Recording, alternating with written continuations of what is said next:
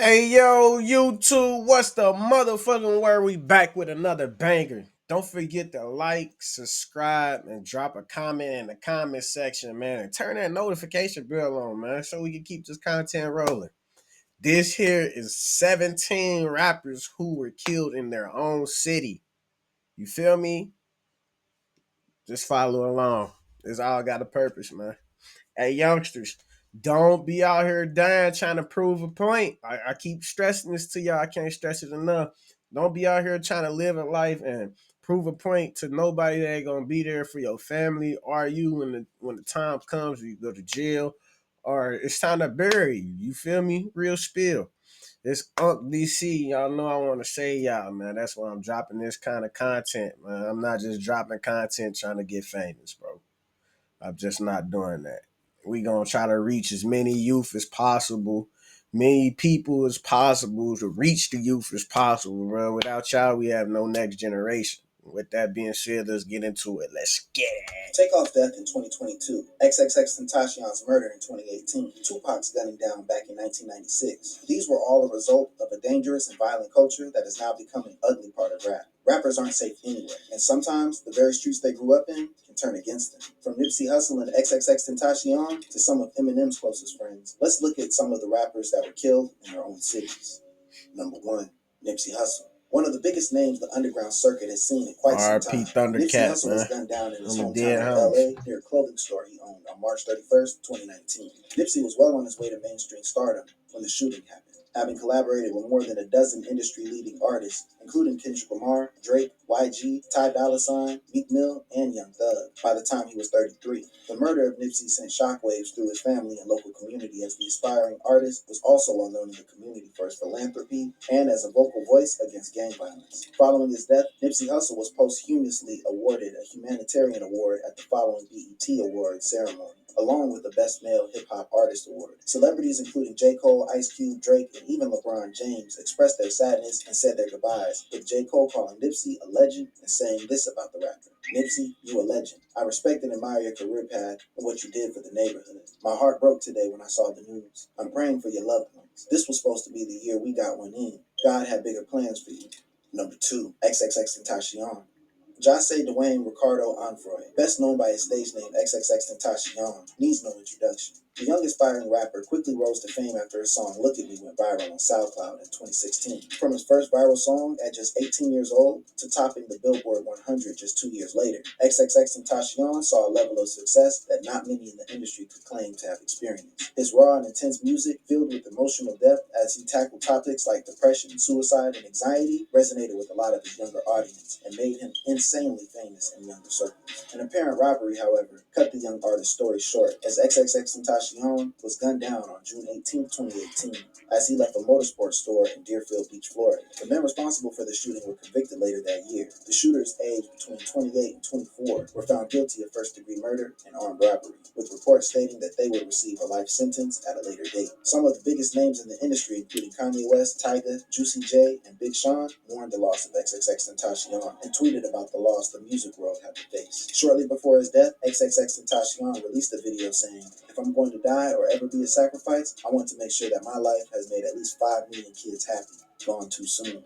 Number 3, Lil Lonnie. Best known for his single Colors and his viral mixtape They Know What's Going, Mississippi rapper Lil Lonnie, real name Lonnie Taylor, was shot to death while driving home on April 29, 2018. According to a witness statement, Lonnie was driving home with an unidentified female passenger when shots were fired from the rear. After Lonnie was hit, his car ended up crashing into a nearby house. Lonnie was declared dead once police arrived at the scene. The female passenger, however, was unharmed. Witness reports state that Lonnie had spent his final moments trying to protect the passenger. A year after Lonnie's murder, in April of 2019, the Jackson Police Department announced that 2 suspects, Antoine Carr and Monia Davis, both 21, had been arrested in Texas and charged with murder. Antoine Carr and Monia Davis were later sentenced to life in prison. Lil Lonnie's death took a heavy toll on his family, as the 22-year-old rapper was saving up to buy his family a house and was once taking care of his father. During the murder sentencing in 2021, Lil Lonnie's dad refused to be present, saying that the emotional toll was too much for him. Number 4, Big L. Lamont Coleman, better known as Big L, was an underground rap artist hailing from Harlem, New York. In the 1990s, Coleman was best known for his phenomenal wordplay and freestyling abilities, with writers at All Music, Hip Hop DX, and The Source praising him for his lyrical abilities, and Funkmaster Flex going as far as saying, "Coleman scared me to death. When I heard on tape, I was scared to death. I said, yo, there's no way I can compete if this is what I gotta compete with." Unfortunately, Coleman was gunned down just a few years after his debut album, Lifestyles of the Poor and Dangerous, was released. Gunned down in the same neighborhood where he spent all his life, Big L was shot 9 times in his East Harlem neighborhood, later dying from his injuries.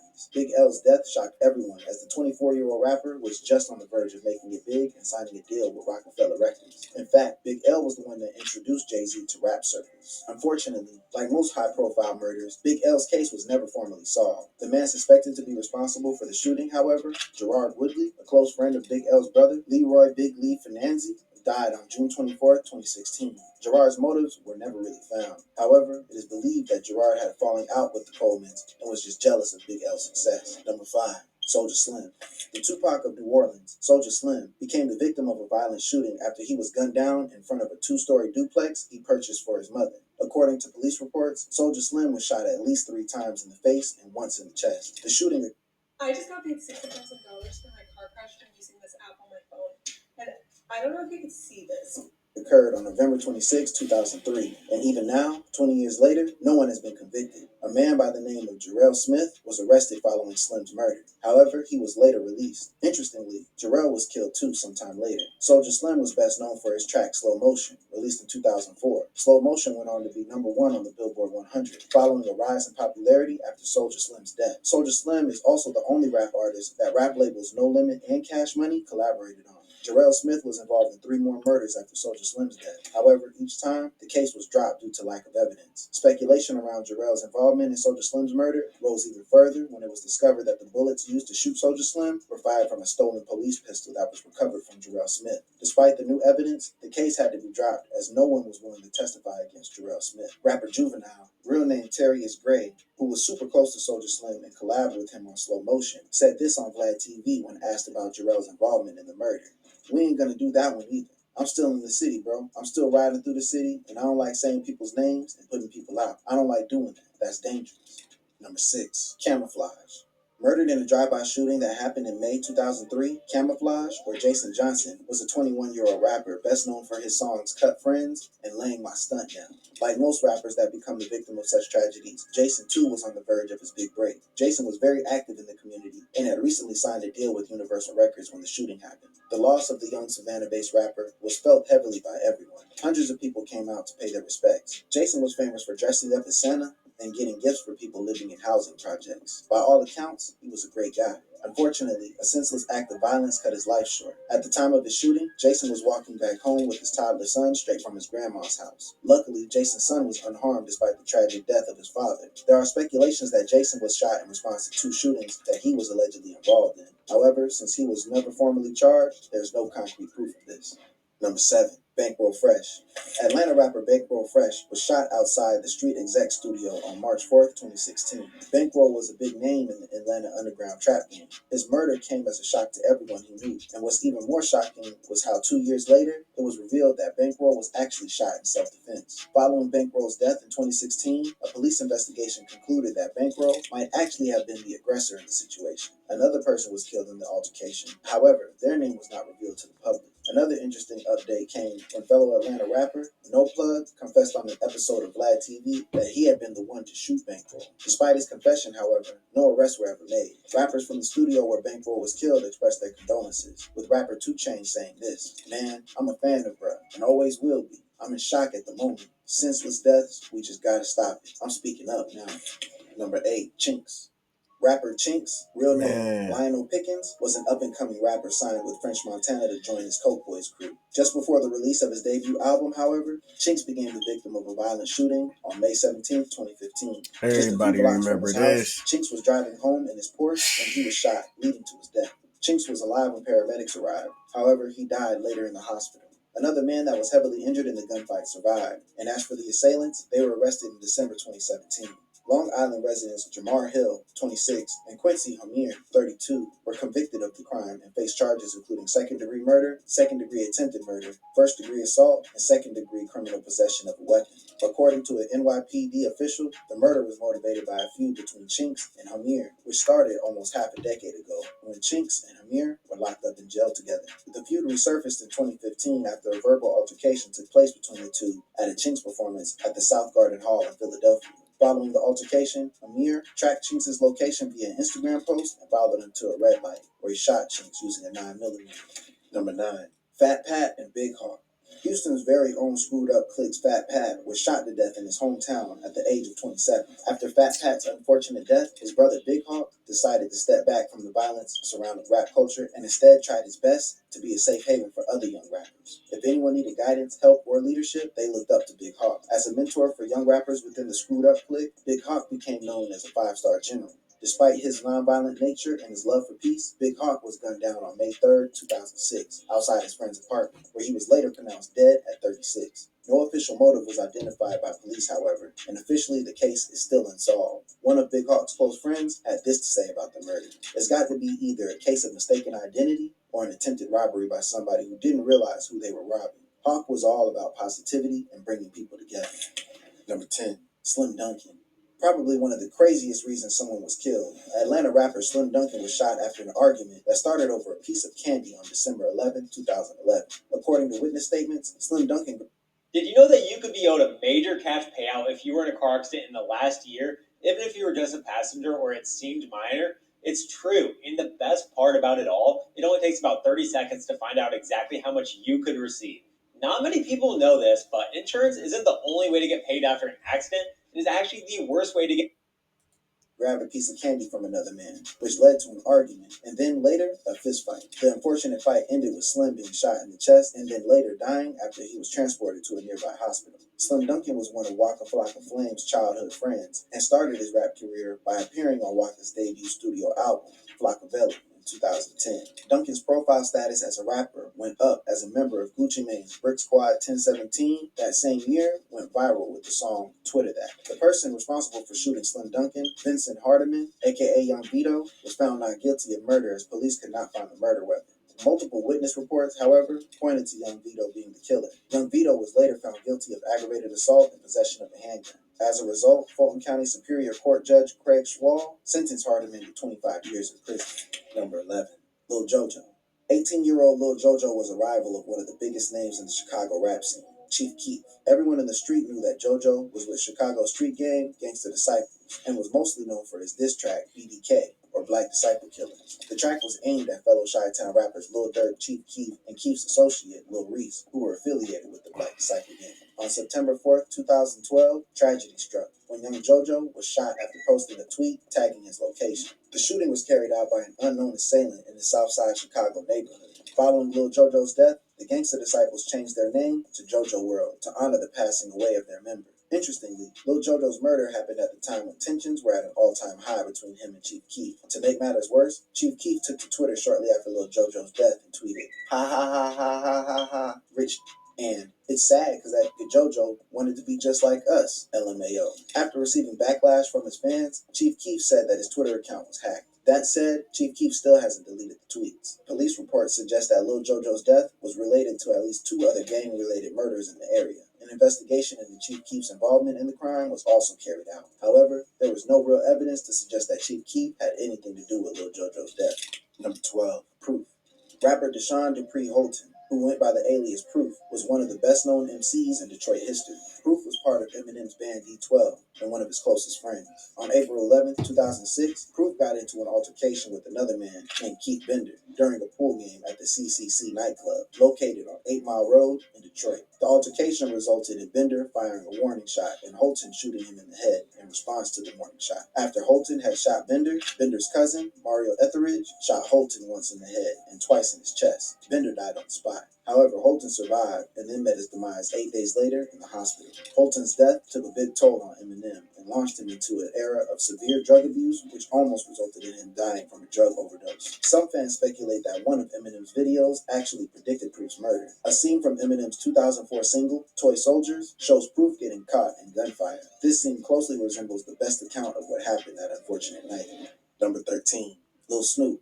Darren Ross, known professionally as Lil Snoop, was a teenage MC from Jonesboro, Louisiana, signed to Rick Ross's protege, Meek Mills. Snoop was full of promise and impressed Meek Mills with his lyrical abilities and East Coast flow. The young rapper was destined for greatness. However, on June 20th, 2013, 18-year-old Lil Snoop's story was cut short, as he was killed after being shot twice in the chest just 20 miles from his hometown. The shooter, Tony Holden, later turned himself into the police and was charged with first-degree murder, armed robbery, and illegal possession of a firearm by a convicted felon. Ballistic evidence, however, didn't match the firearm that Holden submitted, and the case is still unsolved. Lil Snoop's mother had this to say about the case: "I just think they're lazy. It's a prejudice issue. We're a small town, and it's just another African American dead. A lot of evidence was messed up. They actually robbed the apartment where Snoop was killed.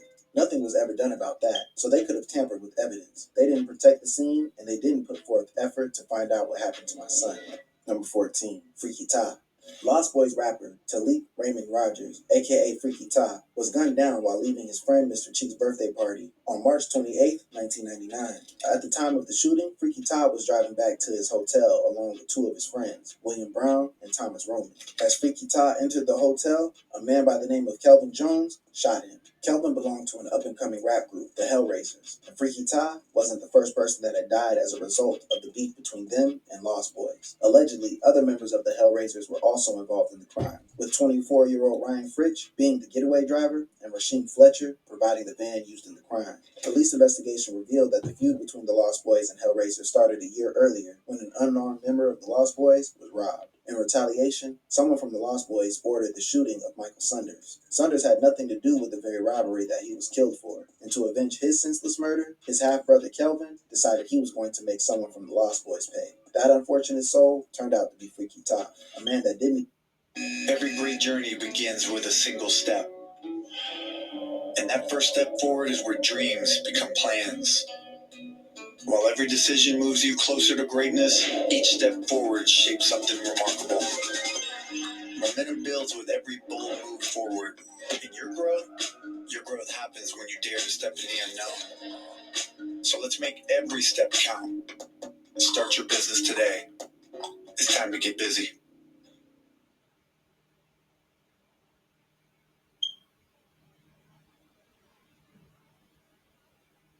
Why are you not investing in tax liens? No, seriously. Why are you not investing into one of the most incredible real estate strategies that's the most passive and...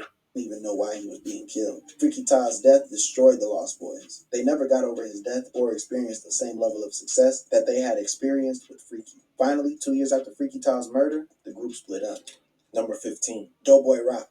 Doughboy Rock, or the self-proclaimed mayor of the Mo, was a lyrical genius signed to label CTE under the Detroit rap outfit Doughboy Cash Out, formed in 2006. Doughboy Rock was just starting to climb the fame ladder of the rap game under CTE when he was gunned down in broad daylight on October 9, 2017, while sitting in his car on the west side of Detroit. According to police reports, Doughboy was shot in his right ear and shoulder. No formal arrests have been made to this day, and the case is still unsolved. There are rumors that Doughboy Rock was involved in a drug dealing, and it had been speculated that his death has something to do with the drug deal gone bad. This is just speculation. However, we do know that at the time of his death, Doughboy Rock was under a DEA probe, and more than $55,000 of Doughboy Rock's money had been seized by the DEA 4 months prior to the killing. Assistant Oakland County Prosecutor Ann Gabbard wrote in a court filing that the money had been seized because investigators believed the cash was either going to be used to buy drugs or was linked to a drug deal. Could a lack of money resulting in a drug deal going bad have been the cause of his death? Number 16. Kid Hood.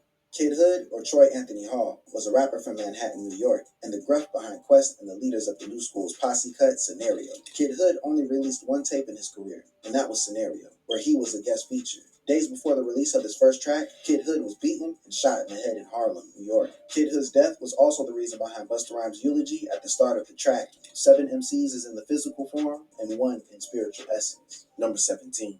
Young Dolph. Shot outside a bakery while getting cookies near his childhood home. No one could have predicted how legendary Memphis rapper Young Dolph's story was going to come to an end. Young Dolph was well known throughout Memphis for both his rap skills and his generosity. Young Dolph was the owner of Paper Route Empire and gave back to his community as much as he could. Dolph's producer had this to say about the rapper. Dolph was just so special. He would take the breath out of you. He was a real stand-up dude, and people loved being around real people. He was serious. He gave you this deeper than music kind of touch. Dolph was visiting his childhood home and planning to do a turkey giveaway event when two masked assailants pulled up in a stolen white two-door Mercedes-Benz, ran around the back of Dolph's custom camouflage Corvette, and opened fire on him. An autopsy later revealed that young Dolph had been shot 22 times. Young Dolph died before he could be transported to the hospital. Details about the case haven't been released as of yet. However, 3 men have been charged with first-degree murder and conspiracy to commit first-degree murder. Following Young Dolph's death, a section of his childhood street was named after him, and a private funeral was held where his fans and family came to pay their respects. It's pretty wild how many MCs have lost their lives to the game. But that's not all the crazy going on in hip-hop. Click a card on your screen, and I'll tell you more about it. You bought your home, you got it inspected once, and then never again. Shit, wow, bro. All them killings, all them people dying over jealousy and hate and envy. Is it? People getting robbed for their possessions or killed because they made it out of a situation that the other person couldn't. It's just like, bro, y'all gotta be safe out here, man. Youngsters, man, make wise decisions, man. Watch who you keep in your circle, man. Biggest thing of 2025. Don't be out here just being a goofy on the dead homies.